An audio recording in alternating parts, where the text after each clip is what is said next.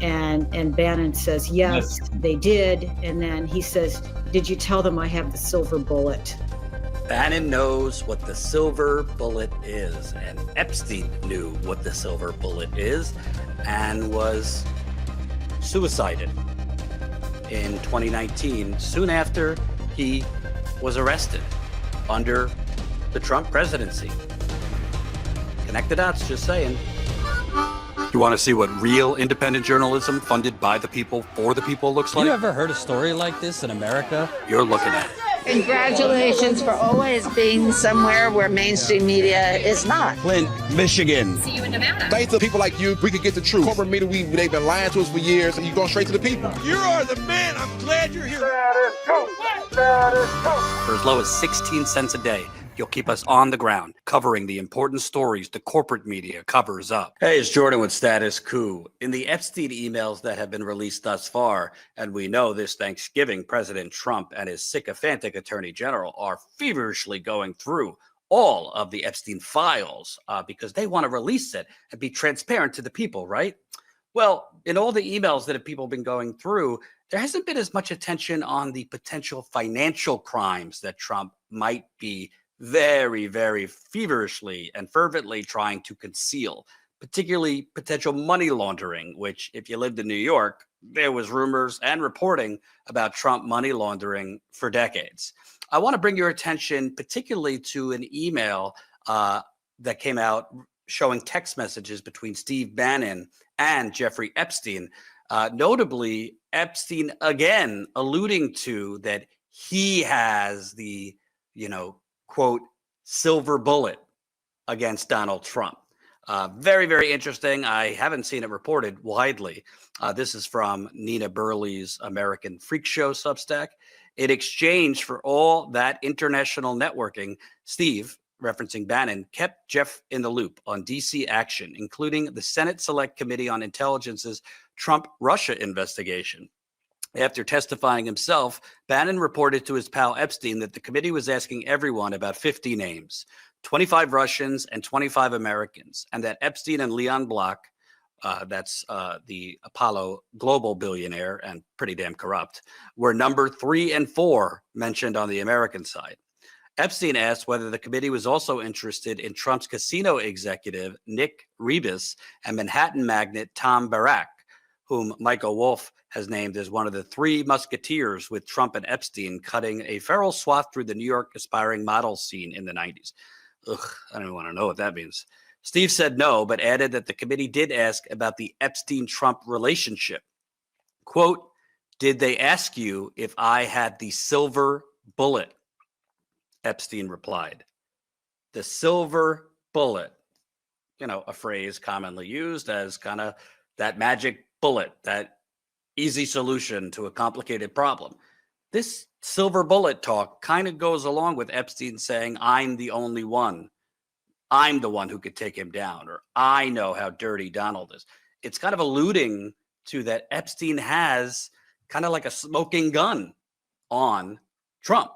Let me show you a clip. This is from Midas Touch's Legal AF show, talking about this very email from Bannon and Epstein. They also exchanged emails, as you write, about what was going on in Washington, and Bannon kept Epstein informed. He was one of his informants, including about the Senate Select Committee on Intelligence's Trump-Russia investigation into how Putin influenced the 2016 election. Yeah, so this is a quid pro quo kind of brotherhood, and Epstein needs, he wants to know what's going on with those committee hearings, and Bannon, is brought in to testify, and then comes out and tells him, they asked all of us they gave us all 50 names, 25 Russian names and 25 American names, and you, Jeff, were number 3 and Leon Black was number 4 on the American side. And Epstein replies, well, did they ask about my relationship with DJT?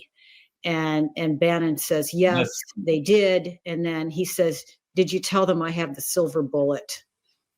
And what is the silver bullet? Well, we don't know. That's not part of the text string that was released by the Republicans. Bannon knows what the silver bullet is, and Epstein knew what the silver bullet is and was suicided in 2019, soon after he was arrested under the Trump presidency. Connect the dots, just saying. So again, Jeffrey Epstein in these emails has said, I know how dirty Donald is, has said, I'm the one who could take him down, and alluded to that he has a silver bullet that Congress is looking for. Now, most people are assuming or thinking that this has to do with Trump potentially being directly involved with minors. Certainly possible. I mean, this is Donald Trump. But not as many people have been focused on potentially that Epstein, who, I mean, blatantly was money laundering himself through many different countries, because he certainly didn't become rich ethically or legally. Many people have not been kind of connecting the dots that Epstein might have had a smoking gun on Trump when it comes to Trump's real estate empire, and their alleged, but kind of known in New York circles, money laundering. I want to show you this other clip from the same interview. There's one email that was just released, and it's an unnamed person, and he texts Epstein and says they're really just trying to take down Trump and doing whatever they can to do that. So and Epstein replies, it's wild because I am the one able to take him down. Wow. Yeah. Wow. So, what do we make of that, Nina? Well, I'm not a conspiracy theorist, but I do think that there is something strange about the jail. Yeah. What does Epstein know, and when did he know it? Right. What did Epstein know, and when did he know it? Well, what we know is Epstein was arrested in July of 2019, and soon after, he killed himself. And his brother Mark has publicly said and sworn there is no way Jeffrey killed himself, and that he was not suicidal, and that he was looking forward to his appeal, and that he was going to pay one of the largest bails in history to be released from prison pending trial. So he was not suicidal at all. We also know that President Trump in June of 2019 met with Prince Andrew, who was implicated all over the place in this global sex child ring, recently had his royal title stripped. He's no longer a prince. And then 2 months later, Jeffrey Epstein is suicided in prison. Oh, and the Trump administration 2.0, his second term, they release prison footage with over a minute missing. Very interesting. If you haven't heard, because I said from day one, when all this Russiagate collusion was going on, when I was at the Young Turks and then Status Coup, I said there was no Russian collusion. I covered the Trump campaign in 2016. They could not organize, or they weren't organized enough to show up on time to get the flight details correct. It was a clown show. They were not sophisticated or organized enough to collude with a foreign government. I said, I think the media is looking for some Cold War espionage thriller here. What is a lot more simple. Trump is very, very, he bows down to Putin because he's been doing financial crimes along with Russian oligarchs for decades. And Putin has something on him, not that they colluded with Russia in the campaign, but Putin and Russian oligarchs have plenty on Trump and his family's real estate business that could cripple them or potentially criminally implicate them. Along those lines, let me show you this video. This is from the Washington Post a few years ago, alluding to that money laundering history, potential money laundering that Trump perpetrated, potentially perpetrated even with Russia. This could be the silver bullet that Epstein was alluding to. Buying a luxury condominium with cash isn't illegal, and buying it in the name of a corporation or an LLC is not illegal on its own. What would make it illegal is if you're doing that with criminal proceeds.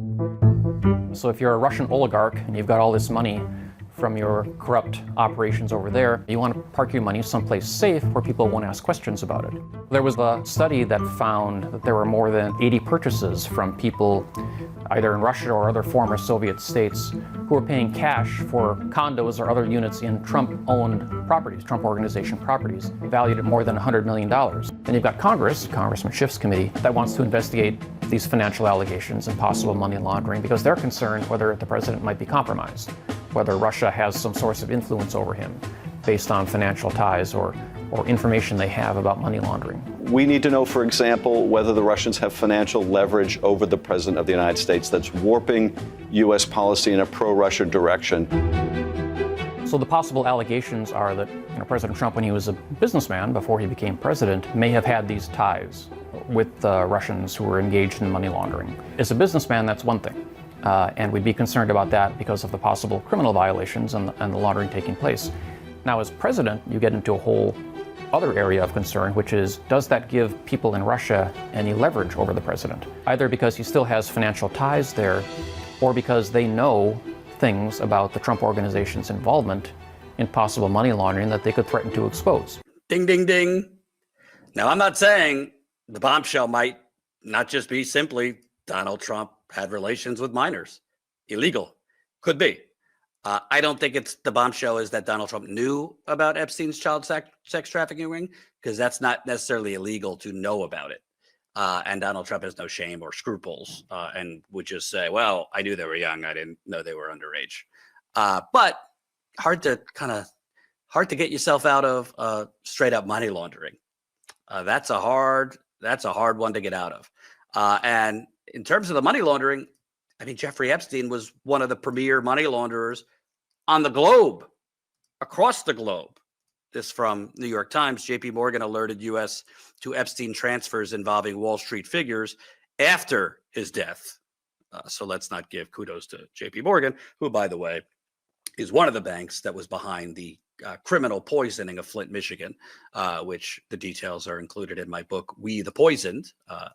Shameless plug, We the Poison, get it for your holidays, exposing the Flint water crisis cover-up that poisoned 100,000 Americans. But JP Morgan alerted to Jeffrey Epstein's money laundering after his death.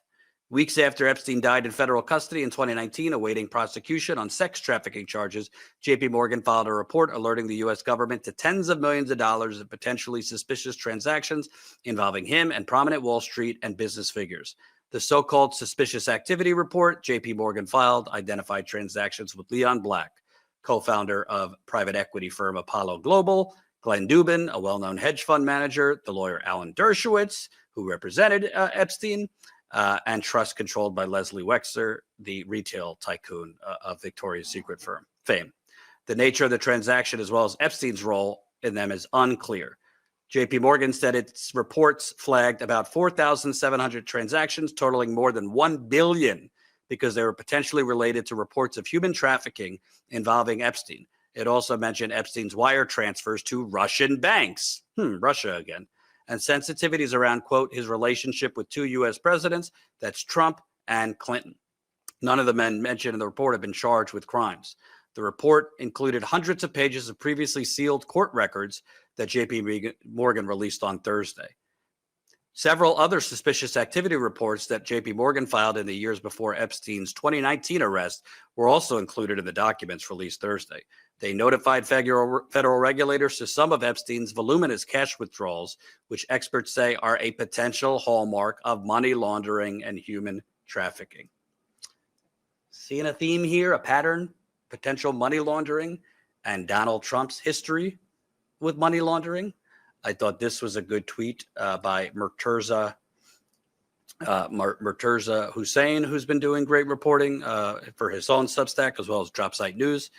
This is part of the truth. Epstein was a professional money launderer, but starting in the 1980s, this also put him in the world of governments and intelligence agencies, since that was a useful skill to people needing to fund something like Iran-Contra that required the creation of black budgets. His political influence continued to grow in the years since then, such that he was orchestrating back-channel diplomacy around the world at senior levels in the last decade of his life. starting in the 1980s. You know who came to prominence in the 1980s? Donald Trump. Silver bullet can basically be translated to smoking gun. And short of having video of Donald Trump having relations with minors or photos in, you know, very alarming or potentially images that might threaten Trump with young girls or minors, I can't think of anything else that would be a smoking gun other than Epstein having evidence of financial crimes from Trump, including some that could fall currently within a statute of limitations, meaning could have still been prosecuted at that time in 2019. We will stay on this. Status coup.